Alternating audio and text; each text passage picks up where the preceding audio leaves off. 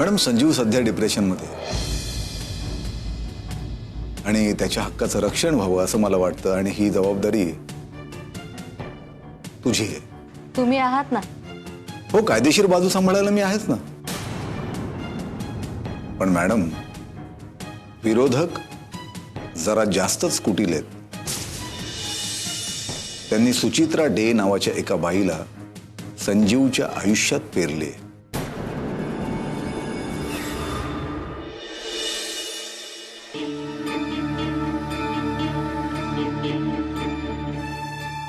अहो बोला ना काहीतरी. किती वेळ बसलाय तुम्ही आणि उगीच माझा वेळ कशाला वाया घालवताय?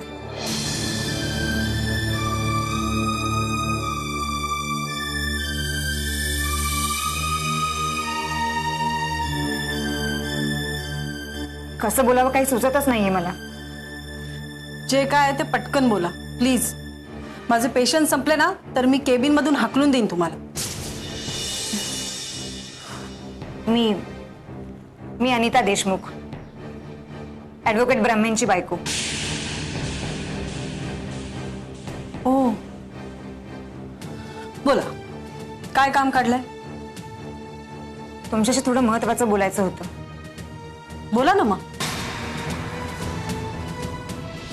तुम्हाला तुमच्या नवऱ्याविषयी काय माहिती हवी आहे का?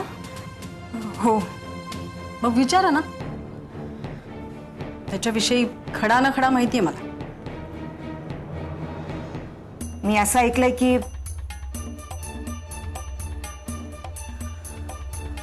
की माझं आणि त्यांचं अफेअर होतं ना. पण तुमच्या लग्नाच्या आधी त्याचा काय संबंध आहे आता? तो भूतकाळ होता आमचा. पण माझ्या असंही कानावर आलंय की तुमचं हे अफेअर अजूनही चालू आहे. काय? दिलीपशी माझा अफेअर अजूनही? तुम्हाला काय वेडबीड लागलाय का? म्हणजे नाहीये ना? एकदा तो माणूस कसा आहे हे कळल्यानंतर साधा अफेअर काय, ओळख सुद्धा दाखवायच्या लायकीचा नाहीये तो. काय बोलताय तुम्ही हे? हो, खरी लायकी सांगते त्याची. किती वर्ष झाली तुमच्या लग्नाला? 6 वर्ष. अरे वा, अजूनही तुमचा नवरा तुम्हाला कळला नाही. कठीण आहे बोल. आता मी सांगते त्याची लायकी. माणूस म्हणून जगायला अतिशय खालच्या दर्जाचा. आता सुद्धा केस आले माझ्याकडे त्याची. ज्या कंपनीचा त्याला कायदेशीर सल्लागार म्हणून नेमला तीच कंपनी हडप करायला निघालाय तुमचा नवरा. आणि तिथल्याच सेक्रेटरीशी सूत देखील जमवलंय असं म्हणतात. तुम्हाला काही मूलबाळ आहे का? नाही. मग विचार करा. या असल्या माणसाबरोबर आयुष्य काढायचं म्हणजे वनवासच नाही का? या.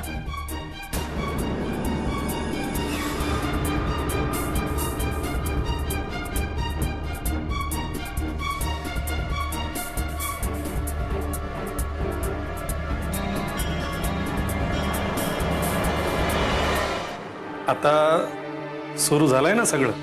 हो, चांगलंच. अरे, आमच्या साहेबांचा शब्द म्हणजे शब्द असतो. ही तर नुसती झलक आहे, झलक. पुढे बघत राहा. ती पोरगी भेटली का? हो, भेटली होती ना. काय म्हणाली? हेच की श्वेताचं आयुष्य बर्बाद करू नका वगैरे वगैरे. मग तू काय सांगितलंस? मी नक्षा उतरवला सगळा. कोणाचा? तिचा. की तिनं तुझा? तुझ्या कानाखाली सणसणीत काढली तिनं. हे बघ, आमच्याकडे एक रूल आहे. जे घडलं ना ते खरं खरं सांगायचं. आणि नाही सांगितलं तर कुणीतरी खरं सांगणार असतोच. ऐक आता, उद्या बंगल्यावर जायचं संजीवच्या. कशाला? त्याच्यावर आरोप करायचे, बहिणीला पळून आणलं म्हणून. अहो पण त्यानं काय होणार आहे? काय होणार? तो जास्तीत जास्त बेजार झाला पाहिजे. आणि चिडला नाही तर त्याच्याकडे बहिणीची बदनामी केल्याबद्दल भरपाई मागायची. कळलं? हे बघा, मला या सगळ्या प्रकरणाची खूप भीती वाटायला लागली आता. भीती? कसली भीती? अहो मी उद्या बंगल्यावर गेलो, तिथं काय मारहाण झाली, भांडणं झाली, उगच नाही ते राडा कशाला? काही काळजी करू नकोस. इथं बंगल्याचा नोकर आहे सुधाकर, आपलाच माणूस आहे. धावून येईल तुझ्या मदतीला. तशी त्याला मी कल्पना देऊन ठेवले. आणि हो, आधी त्याला भेट. ठीक आहे. जा, हॉटेलवर जाऊन आराम कर.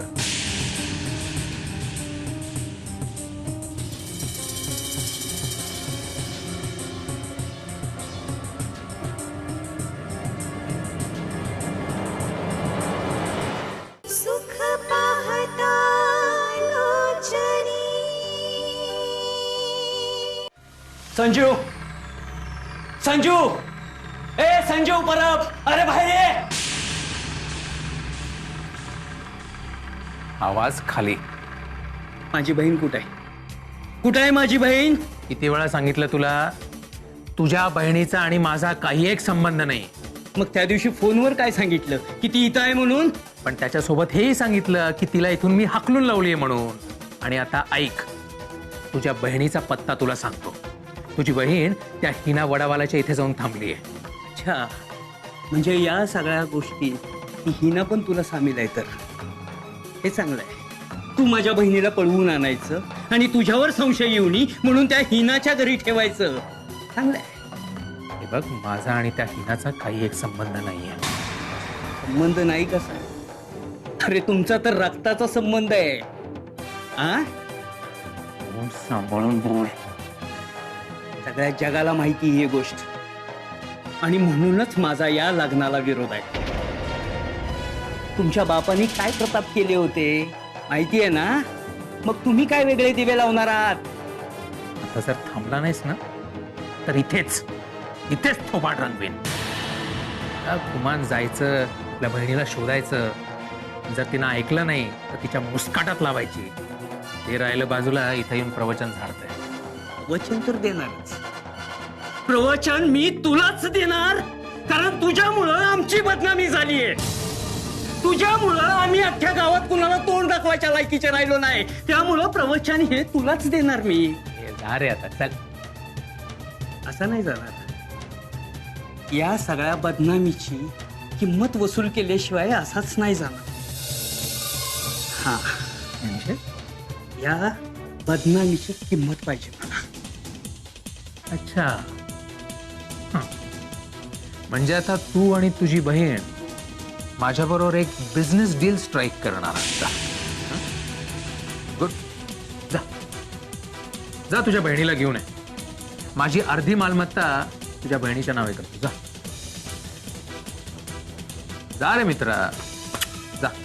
एवढा विचार नको करूस. याची दिवाळी ऑफर ना, बंपर ऑफर नाही मिळणार तुला परत. जा.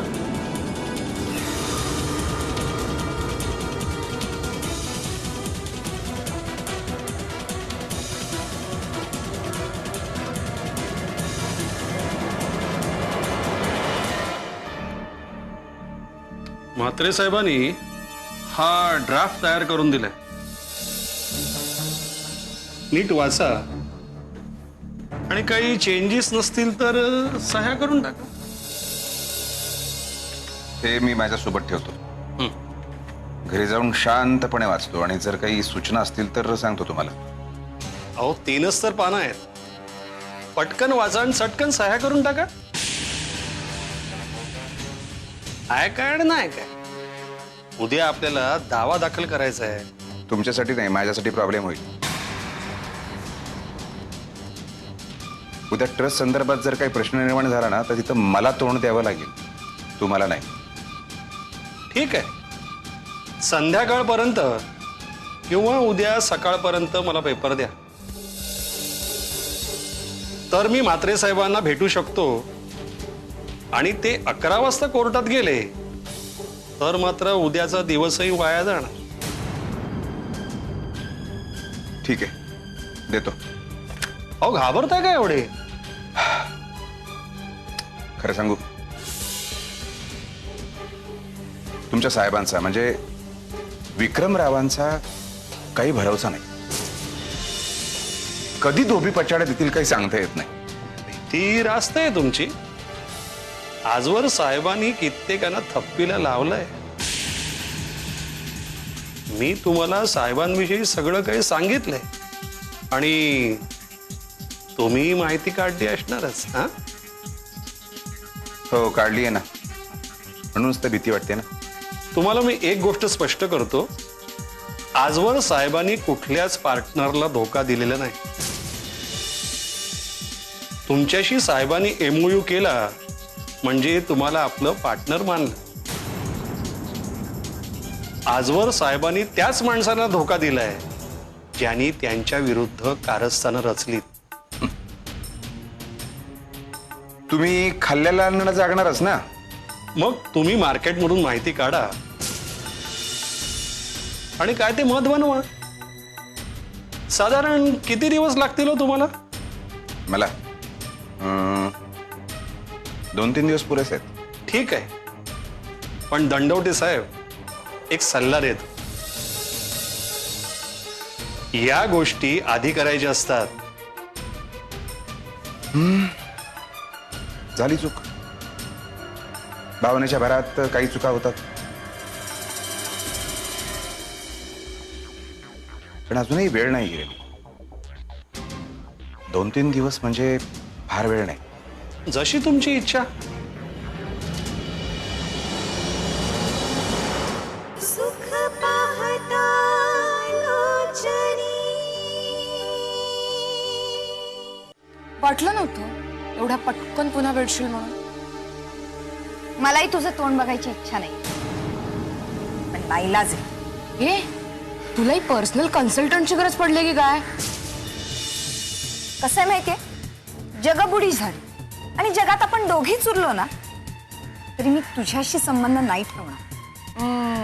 बघ, लवकर प्रेमात पडशील माझ्या.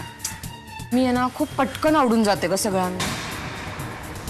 मी तुझ्याशी खूप स्पष्ट बोलायला आली. शुभ अंक 1. What? तुझा शुभ अंक सांगितला तुझ्या बोलण्यावरून. हा, पण तू बोल काहीतरी स्पष्ट बोलायला आली होतीस ना. संजीवच्या आयुष्यात येऊन तू काय साध्य करण्याचा प्रयत्न करतेस? हे मी तुला काय सांगायचं? कारण आम्हाला संजीव परत हवाय आणि त्यासाठी काय वाटेल ती किंमत मोजायला आम्ही तयार आहोत. ओके ओके ओके, डील करायला आली आहेस. संजीव तुला हवाय? घे तुला हवा असेल ना तर घेऊन जा. बदला पण नको आहे मला.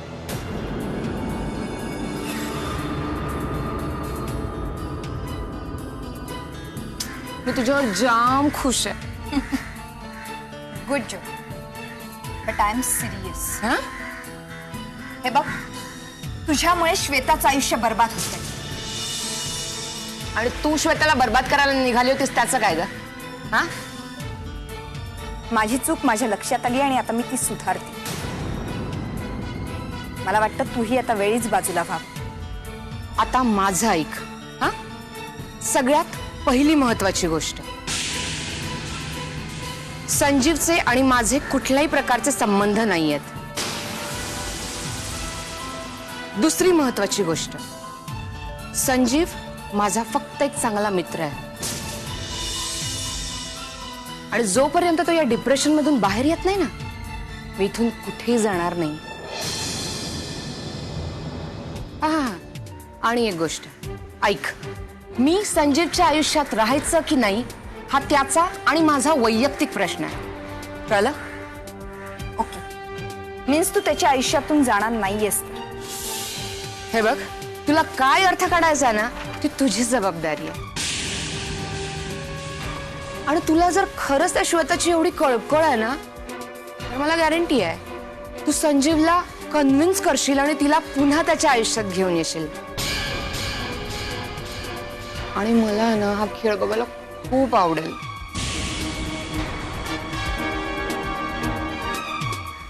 ओके, मलाही चॅलेंज ऍक्सेप्ट करायला आवडेल. Let's see.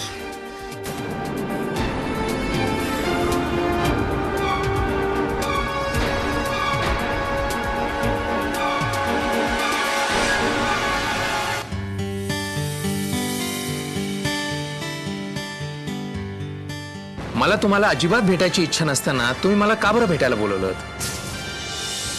म्हणजे मी तुला आधी स्पष्ट केलंय, मला तुझ्याविषयी सहानुभूती वाटते म्हणून. पण मी स्पष्ट केलंय ना की मला तुमच्याविषयी कुठलीही सहानुभूती वाटत नाही, अजिबातच नाही. अरे जर मी तुझ्या हिताच्या काही गोष्टी सांगण्याचा प्रयत्न केला तर त्याही तुला ऐकायच्या नाहीत का? ऍडव्होकेट ब्रह्मे आणि दुसऱ्याचं हित कानाला खटकतं. बोला मुद्द्याचं. वर्षाचं अपहरण झालं होतं. अपहरण झालं नव्हतं, अपहरण करवून घेतलं होतं. हो, तिने अपहरण करून घेतलं होतं माझ्या मदतीने. कारण आमचा उद्देश होता की विक्रम महाबळला संपवणे. धर्मधर्म संयोगाने आमचं नाटक आम्हाला अर्ध्यावरच संपवावं लागलं. म्हणजे वकिलीचा हा मेन व्यवसाय सोडून इतरही तुमचे अनेक जोड धंदे आहेत. तर ज्याच्यात चांगला पैसा मिळतो तो कुठलाही व्यवसाय चांगला. All the best. एनिवे, आमचं नाटक फसलं आणि मी आणि वर्षा दोघंही विक्रमच्या जाळ्यात अडकलो. छान. आता त्याच्या विरुद्ध आम्ही काही करू शकत नाही. आज खूप स्वच्छ आणि स्पष्ट बोलण्याच्या मूडमध्ये आहात. म्हणजे रात्री राजा हरिश्चंद्र आला होता का स्वप्नात? तुझा सेन्स ऑफ ह्युमर चांगला आहे. पण एका गोष्टीची कल्पना देतो तुला. आता विक्रम महाबळने तुला आणि हिनाला टार्गेट करायचं ठरवलंय. अरे काय फरक पडतोय? याच्या आधी त्यांनी टार्गेट केलं होतं. हू केअर्स? फरक पडतो संजीव, खूप फरक पडतो. त्या श्वेताच्या भावाच्या विकासच्या मदतीने विक्रम महाबळने श्वेताला तुझ्यापासून लांब केलं. आणि त्या विक्रम महाबळच्या सांगण्यावरूनच श्वेता परत आले. खूप मौल्यवान माहिती दिलीत, धन्यवाद. नाही, पण या सगळ्यात तिचा काहीही दोष नसताना बिचारी उगाचच भरडली जाते. तुम्ही आत्ताच म्हणालात ना की वकिली व्यवसाय सोडलात म्हणून. आता तिची वकिली का बरं करताय? नाही, मी कोणाची वकिली करत नाहीये. माझं प्रामाणिक मत आहे की त्या मुलीचं आयुष्य बर्बाद होऊ नये. याच्यात तुमचा कुठलाही स्वार्थ नाहीये. आहे ना, माझाही स्वार्थ आहे. एक म्हणजे त्या मुलीला न्याय मिळेल आणि विक्रम महाबळचा एक खेळ उद्ध्वस्त होईल.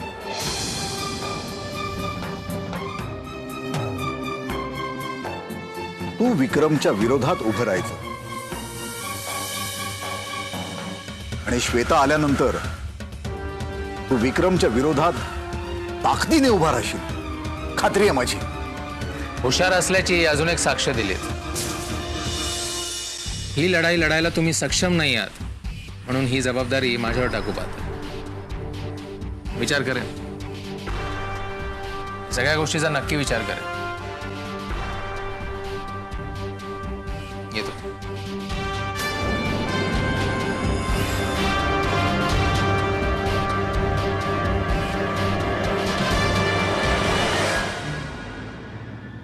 तू चापलूस माणूस आहे. म्हणजे तू माझ्याशी गोड गोड बोलणार, माझ्याकडनं माहिती काढून घेणार, बरं त्याचा स्वतःसाठीही उपयोग नाही करणार, कारण तेवढी धमकच नाहीये तुझी. म्हणून मग ती माहिती जाऊन महाबळला देणार. त्यांचा आणि माझा काही संबंध नाही. ओ 23 सप्टेंबरच्या रात्री तू आणि महाबळ दोघांनी मिळून अधिकृत युती केली, खरंय की नाही? नाही, मला काहीच प्रॉब्लेम नाही, माझं काहीही म्हणणं नाही, फक्त एक सल्ला द्यायचा, निदान त्याच्याशी तरी प्रामाणिक राहा.